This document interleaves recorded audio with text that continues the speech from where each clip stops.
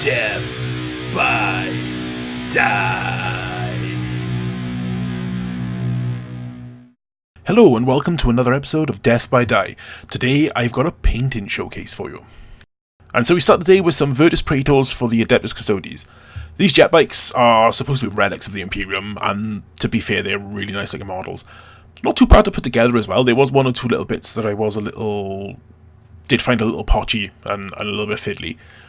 But for the most part, they were pretty simple to put together. The main colour for gold was Retributor Armour.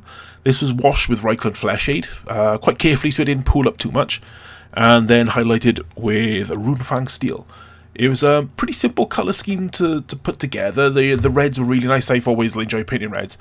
And for the top knots, instead of the traditional red that goes with the tabards and the cloaky kind of bits, I went for greys because my client wanted to have them to ally with his Space Wolves, and I think they work pretty well in that sense.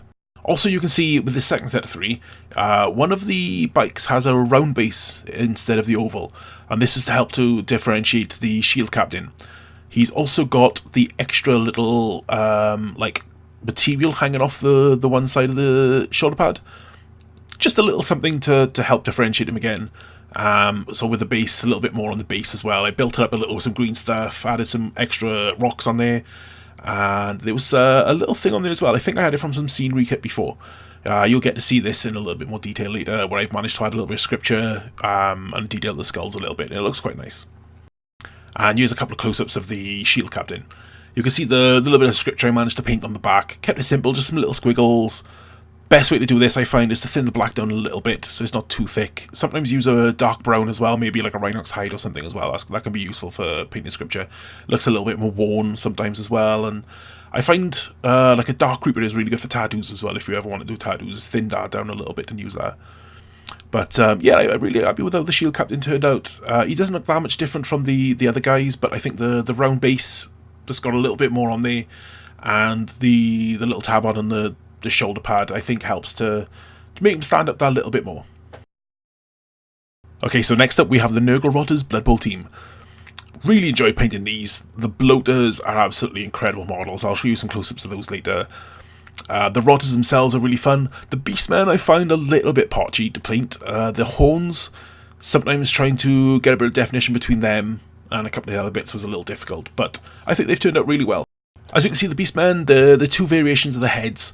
The one on the left, I thought, reminded me of the one guy from Pan's Labyrinth. I absolutely really like that. And the huge kind of like neck fat as well, that's kind of dripping down from his chin. There's something about that I really enjoyed painting. I don't know why. As I said earlier, the horns, yeah, they were a bit of a pain, but I kept them dark. Highlighted them with a little bit of Eshin Grey, I think it was.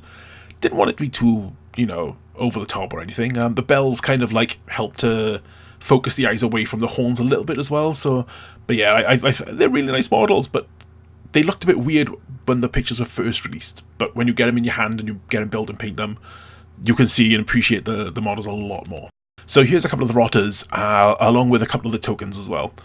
The tokens, the ball, I absolutely love that ball. The head, the little mouth that is kind of coming out of the skin, it reminds me of the crazy worms from Beetlejuice. And I need to get a bit of gore on there, get some blood like dripping off them. I kind of mirrored that with the Blood Bowl token itself as well, the coin. The blood on the background above the green and the orange icon, I thought worked really well. It's a nice contrast. And I think they worked out pretty well. I kept all the eyes on the Rotters yellow. It kind of works for almost like the boils and things like that, to have it on the eyes as well, because it just stands out, gives a little bit of focus to them. There's a lot of little bits of blood on there as well. I thinned down Blood for the Blood God, just to make the areas look sore and horrible, and there was a little bit of Caribou Crimson in there as well, just to add a bit more of an intenseness and just general yuckiness. And here's a close-up of a couple of the bloaters. These are just some of the best models I've ever painted. Not in terms of like maybe how well I've painted them, but just how fun they were to paint. There's something about large areas of flesh and some big open areas. And I always remember reading in White Dwarfs that a lot of the painters used to say, as much as we like details, it's nice to have those big areas to just kind of be careful, blend in, and add like layering up and things. And I can really appreciate that now, especially. The poses themselves are really good. The one kind of looks like he's kind of like, oh, I can't believe I'm standing up, and the other one is just kind of running forward to be like, have my disease. And they're just fantastic. I absolutely adore them. Really fun team to paint. The colour scheme of the orange and green was pretty much like the box art, and well, you can see it works really well. It's such a good colour combination. And finally, the third showcase I've got for you today is the Chosen Axes for Shadespire. I've painted several of the warbands for Shadespire, well, Warhammer Underworlds I should say, because the Nightfall is out now as well. And there's not been one that I haven't enjoyed. I've painted the Skaven, I've painted the Farstriders twice, I've painted the two corn ones as well. I've painted the ones with the flesh hound, that should be. And the first one I painted though with the Chosen Axes. I want to do a different colour scheme for these. I'm not a huge fan of painting skin in orange. I think it's a little too much of the same tone, so I want to do something a little different. One of my big things that I like in D&D are the Duergar. They're kind of like, not Chaos Dwarfs is what in Warhammer is, but they're kind of like the Dark Dwarfs almost, and they've got like grey skin and normally white hair in that, but I fancy doing purple instead for these. So I've kept them all silver metal.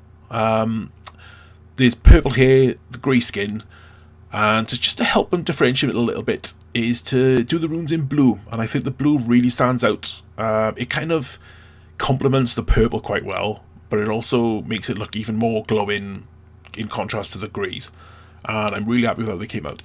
I wish I had some better photos of these, but these were the first Shadespire warband I ever painted, and this was earlier in the year. And I would like to get another set of these done at some point in the same colour scheme. Hopefully improve upon it a little bit, we'll see.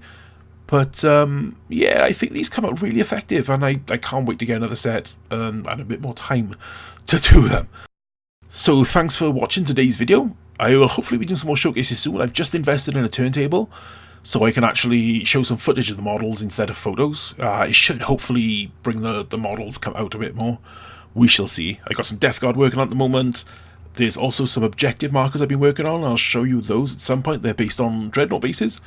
I forget the size. They're either 40 or 50 millimeter, but they've all got random bits on it. But there's room for a barrel on it, which I've painted numbers, and they look really effective. So I'm quite happy with them. And hopefully some other projects too. I've been building a Morganort for the Orc army, and it's looking rather beautiful. But more on that another time. Thank you very much, and I'll see you soon.